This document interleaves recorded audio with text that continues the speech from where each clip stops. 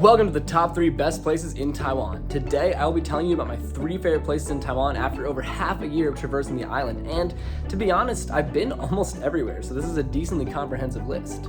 I've made a video about the number 1 and 2 entries on this list as well, so if you haven't seen those already, I highly recommend you check those out after watching this video. So without further ado, let's jump right into it. Number 3. The Penghu Archipelago. The Penghu Archipelago. The site of and inspiration for the 2007 smash hit Surf's Up. Need I say more? Yeah, probably. I love the ocean. I mean, if it's not clear by my outfit, turtle and the shorts, you could freeze frame those. And as such, it's unsurprising that a 90 island archipelago would catch my eye.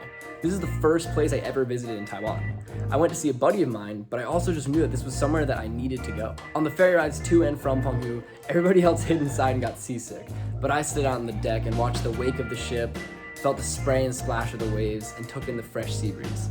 I lived by the ocean my whole life, and it is undoubtedly an intrinsic and deeply rooted part of me. To get to the main island of Penghu itself, my boat passed by countless islands, all of wonderful shapes and sizes. Afterwards, my friends and I took another boat down to Chime, which took us by almost all of the other fascinating and amazing islands in the chain. I burped. Once you get onto them, the islands themselves have a lot to offer as well. Penghu Island is large enough to have semi-diverse ecosystems and landscapes, whereas Chime is small enough so that you can get around the entire thing in about 15 minutes on a scooter. Sunrise and sunset are never far away on that island. What more can I say? Snorkeling, scuba diving, relaxing, exploring, these islands have it all. And I want to take a personal moment to do a shout out to our homies out on Moon. There's a lovely place called Moon that's on Chime. It's a lovely little bar down by the beach there. You can watch the moon rise and set and just, it's an awesome vibe and stuff. So they're cool. Just want to say that. All right, next one.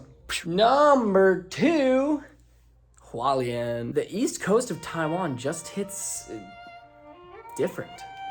It is significantly more open and less developed than the west coast, featuring vast expanses of open space that go all the way down from the majestic mountains towering overhead down to the stunningly blue and beautiful waters of the ocean. Hualien reminds me of some of those dramatic locations along coastal Hawaii. Beautiful mountains drop off sharply down to the ocean below, and a wonderful coastal highway allows you to take in all the views along the way. Of course, I would be remiss to talk about Hualien without mentioning Taroko Gorge National Park. This is one of the most famous locations in Taiwan, and it is easy to see why. As the name suggests, the park consists largely of an awesome road running through this beautiful gorge with these just like rivers and all this incredible things to see with some of the most stunning foliage and mountains you will ever see in your life. This place reminds me a lot of some of those traditional Chinese paintings with those incredible mountains that look like they're straight out of James Cameron's Avatar. A nice personal bonus is that a good friend of mine actually happens to live in Hualien as well. So with all those things in mind, I absolutely plan on making a return trip there before I leave Taiwan. The bait and switch. Yeah! Number 1, Hehuanshan. If you've seen my The Most Epic Mountain in East Asia video, then you know that I love Hehuanshan. It felt unlike anywhere else I had been in Taiwan. It would be fair to compare it to some locations in the Swiss Alps. Residing at an altitude of over 3,000 meters or 10,000 feet, the Alpine climate truly takes over up there. I was blessed with a beautiful, clear day and it wasn't too cold, but ordinarily, Hehuanshan is one of the only places in Taiwan that famously receives snow. Also here is the tallest lodging accommodations in Taiwan, Songsui Lodge. Also next to that is the first and last ski lift and run in Taiwan, for obvious reasons. The hike up to the peak and view from the summit were incredible. It's been a very long time since I've been somewhere that beautiful. The views, the incredibly fresh air, and the whole experience, it was just perfect. Honestly, I never wanted to leave. However, when I finally got myself to go back down, I was treated with a rare and incredible surprise. I was met with the fact that I was well above the clouds and it was a very clear day.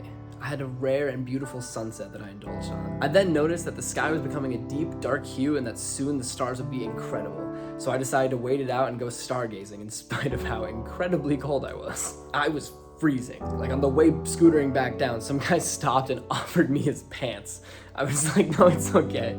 But I'm so glad that I stayed. I was treated with this spectacular show, stars, planets, shooting stars, satellites. It was so amazing. Once again, I truly never wanted to leave. And that is why Hehuanshan gets my number 1 spot as the top place in Taiwan. So, there you have it. After my extensive travels all around Taiwan, those are my top 3 locations.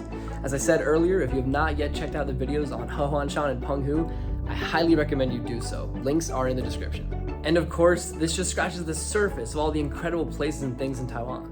I've been to some truly special and beautiful locations during my travels so far, and I've documented a lot of it on my channel here, so be sure to subscribe to see what I've done and what it is that I'll do next.